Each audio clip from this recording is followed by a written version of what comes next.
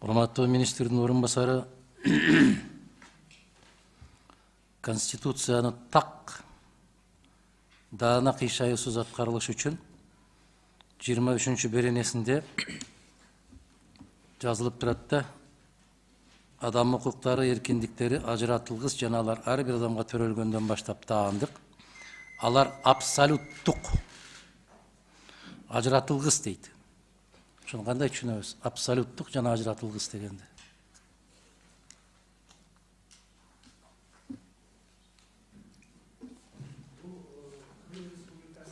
Микрофонду айтып коюңуз. Микрофонго сүйлөсөңүз. Бул жерде ошол Кыргыз Республикасынын жарандарын укугу ошол негизги мыйзамда жазылып кеткен да. Мен түшүнүп ошону окуп атам сизге. Абсолюттук дегенди кандай түшүнөсүз деп атам. Расмий тилде жооп берсем болобу? Жок, кыргыз тилинде жооп берип коюңуз. Ошо абсолюттук деген кандай? Бул жерде эркиндикке ээ дегенди билдирет. Жок, аны билдирбейт. Эркиндикке ээ болуш укугу ал төрөлгөндөн баштап деп атат. Жана мына ушул укуктар ажыратылгыс жана абсолюттук деп атат. Кандай түшүнөбүз? Сиз кандай түшүнөсүз?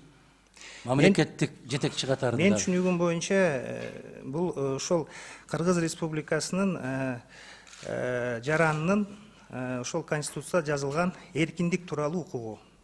Кечиресиз. Сиз Адилет министринин орун басарысыз, Ооба. Адилет министринин орун басары абсолюттук жана ажыратылгыс деген эки гана сөзгө түшүндүрмө бере албайсызбы? Укуктар ар кандай болот да? Конституциялык укугу бар, жарандык укугу бар, адамдык укугу бар, шайлоочунун укугу бар. А бул жерде жарандыкы абсолюттук жана ажыратылгыс деп атат. Ага кандай түшүнөбүз? Бул жерде ошо башкы мыйзамда жазылган норма, башкы мыйзамда жазылган норма. Анда угуңуз.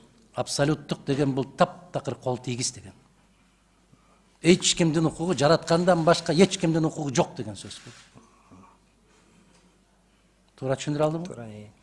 Рахмат. Экинчиси. Ушул эле 23-берененин 3-бөлүгүндө турат. Адамдын жана жарандын укуктарын жана эркиндиктерин чектеген мыйзам алдындагы ченемдик укуктук актыларды кабыл алууга тыюу салынат деп турат. Бул жерде чектеп атасыз да.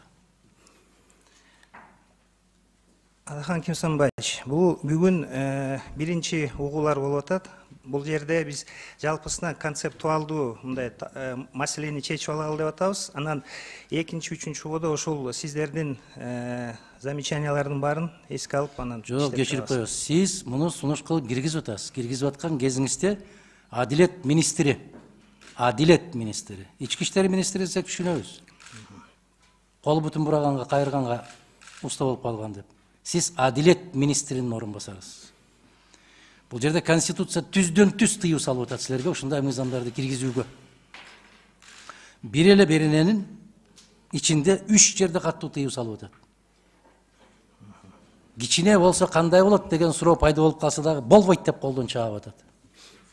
Таптакыр болбойт деп жазып атат Конституция. А сиз билесиз, Конституция түз иштейт. Эми караңыз, ошол эле 23-берененин 5-пунктунда турат. Конституцияда белгиленген адамдын укуктары жана эркиндиктери эч кандай чектелүүгө жатпайт деп 3-чү жолу айтып атат. Анан кандай кылып чектейбиз биз? Бул жерде бул мыйзам долбоордо эгерде мыйзам бузуулар болуп атса, мисалы бу жерде мыйзам ошо жаран тарабынан чет өлкөлүк жаран болобу, Кыргыз Республикасынын жараны тарабынан мыйзам бузуулар болуп атса, ошол жөнүндө бул чектөөлөр, ошол тууралуу чектөөлөр айтылып атат. Мен аны түшүнүп атам. Жолдош министрдин орун басары, мен аны аябай керемет түшүнүп атам. Конституциянын өзүндөгү карама каршылыктар жөнүндө кеп жүрүп атат бул жерде. Демек, эгерде инсанды карап туруп, ким экендигине жараша Конституциянын беренеси пункттары иштеп кетет. Туура. Жакпаган киши болсо бул иштейт. Сүйкүмдүү киши болсо башкасы иштеп кетет. Ушматта эле отургандан кийин саясий жообуңузду бериңизчи. Бир эле Конституциянын бир эле беренесинде бири-бирине карама каршы келген талаптардын пайда болушу кайдан чыкты? Бул жерде Биз түз иштейт деп атабыз. Конституциянын ар бир беренеси түз иштейт. А түз иштесе таптакыр чектөөгө мүмкүн эмес деп атат. Укук. Макулсузбу?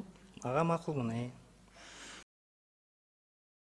Жакшы эмес, аягына чейин жакшы иштелбегендин бирден бир себептеринин бири, урматтуу Чолпон Алыевна, мына жерде жазылып атат да.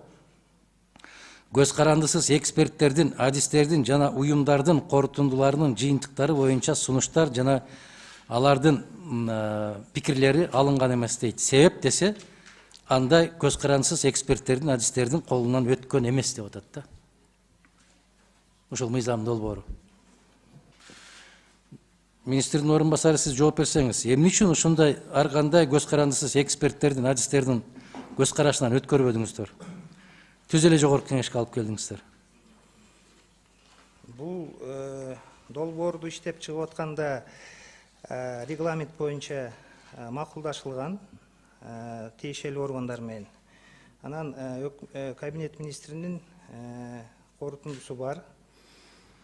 Кабинет министрдин корутундусунун кажети жок. Бул жерде айтып атат, көз карандысыз эксперттер эмне деп атты экен деген маселе пайда болуп атат да. Биз жогорку кеңеш көз карандысыз эксперттерге жакыныраакпыз, министрлерге караганда. Бизге ошолордун пикирлери маанилүүрөөк. Жарандык коом эмне үчүн карап чыккан жок? Эмне үчүн саясий уюмдар карап чыккан жок? Себеп адам укугу жөнүндө кеп кетип баратат. Сиз эң туура айтып атасыз. Бүгүн Алхан Кимсанбаевич, бул биринчи угуу болуп атат. Ошондуктан экинчи угууга, слушанияга чейин ушул сиздердин бүт замечанияларды эске алабыз. Бул угуу эмес да, толуктоо өзгөртүүлөрдү киргизүү. Бул угуу эмес. Слушание. Слушание эмес, бул талкуу болуп атат азыр. Карап атабыз биз. Биринчи окууга деп карап атабыз. Биз сунуш киргизип атабыз. Жогорку кеңешке биринчи окууда кабыл алуу сунушун киргизип атабыз да, комитеттин чечими менен. Мен азыр башкача сунуш киргизейин деп атам. Эгер дагы бир маселе, жүргүзүлгөн коомдук талкуулардын жыйынтыктары болдубу деген суроого дагы жок деп турат Чолпон Алыевна. Бул коомдук талкуудан да өткөн эмес. Анан көз карандысыз адистер карабаса, эксперттердин, жарандык коомдун, уюмдардын көз карашынан өтпөсө, адамдын кол тийгиз болгон укугу, адамдык укугу, эркиндик укугу жөнүндө мыйзамды карап атып, биз кантип биринчи окуудан сунуш кылабыз жогорку кеңешке? Мен ошону түшүнбөйм. Менин сунушум, урматтуу кесиптештер, эгерде биринчи окуудан кабыл алына турган болсо, бул жерде комитеттин мүчөсүнүн өзгөчө пикирлери дагы эске алынбаптыр. Эгер алар болгон болсо, киргизсин деген талап коюптур жогорку кеңештин комитети, бирок бир да комитеттин мүчөсүнүн өзгөчө пикири келбептир. Себеп бул өтө шашылыш түрдө киргизилип атат. Биздин колубузда келип карап талкуу болгонго дагы үлгүрүлгөн эмес. Менимче комитеттин деңгээлинде калтырып, тийиштүү жарандык коом менен ар кандай адам укуктарын коргоп жүргөн институттар менен талкуулагандан кийин гана сунуштасак болот.